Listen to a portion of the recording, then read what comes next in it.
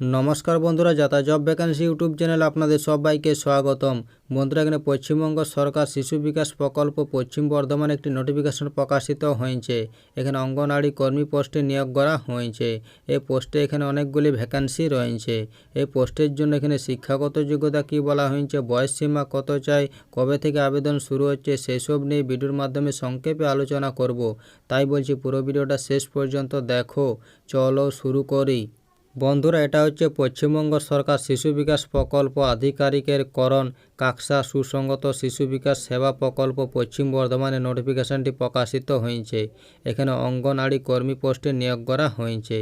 এখানে বলা হয়েছে, এত দ্বারা জানানো যাচ্ছে যে কাকসা সুসংগত শিশু বিকাশ সেবা প্রকল্পে অঙ্গনওয়াড়ি সহায়িকা পদ থেকে অঙ্গনওয়াড়ি কর্মী পদে পদোন্নতির জন্য কেবলমাত্র কাকসা সুসংগত শিশু বিকাশ সেবা প্রকল্পে কাকসা গ্রাম পঞ্চায়েতে, বিহার গ্রাম পঞ্চায়েতে, বনকাটি গ্রাম পঞ্চায়েতে, তিলকচন্দ্রপুর গ্রাম পঞ্চায়েতে অধীনস্থে যে সকল সহায়িকারা ন্যূনতম 5 বছর নিরবিচ্ছিন্নভাবে সহায়িকা পদে কর্মরত তাদের থেকে নিম্নলিখিত শর্তে আবেদনপত্রে আহ্বান করা হচ্ছে।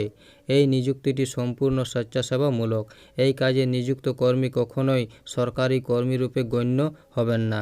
অঙ্গনওয়াড়ি কর্মীদের সরকারি অনুমোদিত হারে প্রতি মাসে সামাজিক ভাতা সহ অতিরিক্ত সামাজিক ভাতা প্রদান করা হবে।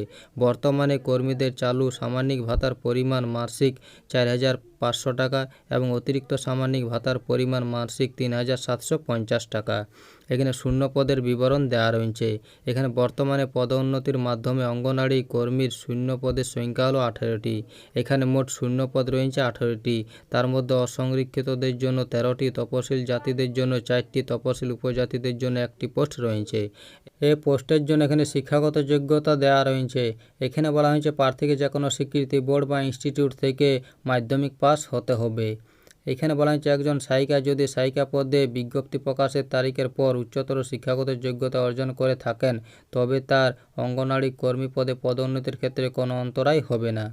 এখানে বলেন যে সকল সহায়িকা 19/9/2013 পূর্বে সহায়িকা পদে যোগদান করেছেন এবং সহায়িকা পদে আবেদন করার সময় তার যদি নিজের 10ম শ্রেণী পাস বা উচ্চতর শিক্ষাগত যোগ্যতা জ্ঞাপন করে থাকেন তাহলে পদোন্নতির ক্ষেত্রে তার আবেদনপত্রটি বিবেচিত হবে না।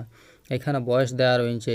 এইখানে উচ্চতর বয়স দেওয়া রয়েছে 65 বছর 28/2/2024 অনুযায়ী।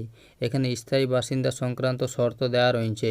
এখানে বলা হয়েছে কর্মী পদে আবেদনকারিণীকে অবশ্যই কাকসা গ্রাম পঞ্চায়েত সমিতি অন্তর্ভুক্ত কাকসা গ্রাম পঞ্চায়েতে, বিহার গ্রাম পঞ্চায়েতে, বনকাটি গ্রাম পঞ্চায়েতে, তিলকচন্দ্রপুর গ্রাম পঞ্চায়েত এলাকার স্থায়ী বাসিন্দা হতে হবে। এইখানে আবেদন সংক্রান্ত শর্তাবলী এবং আবেদনপত্র জমা দেওয়ার তারিখ দেওয়া রয়েছে। এখানে বলা হয়েছে বিজ্ঞপ্তির সাথে সংযুক্ত আবেদনপত্রের নমুনা অনুযায়ী পূরণ করা আবেদনপত্র কাকসা সুসংগত শিশু বিকাশ সেবা প্রকল্প, পোস্ট অফিস, পানাগড় বাজার, জেলা পশ্চিম বর্ধমান কার্যালয়ে 28/2/2024 তারিখ থেকে 20/3/2024 তারিখ পর্যন্ত সরকারি ছুটির দিন এবং শনি রবিবার ব্যতীতে বেলা 11টা থেকে বিকেল 3টা অবধি সিল করা খামে হাতে হাতে জমা দিতে হবে। এই ছিল এই নোটিফিকেশনের কয়েকটি গুরুত্বপূর্ণ পয়েন্ট। ভিডিও ভালো লাগলে লাইক করুন আর এরকম প্রতিদিন রাজ্য সরকার বা কেন্দ্র সরকারের চাকরির খবর পেতে চ্যানেলটিকে সাবস্ক্রাইব করে রাখুন। ধন্যবাদ।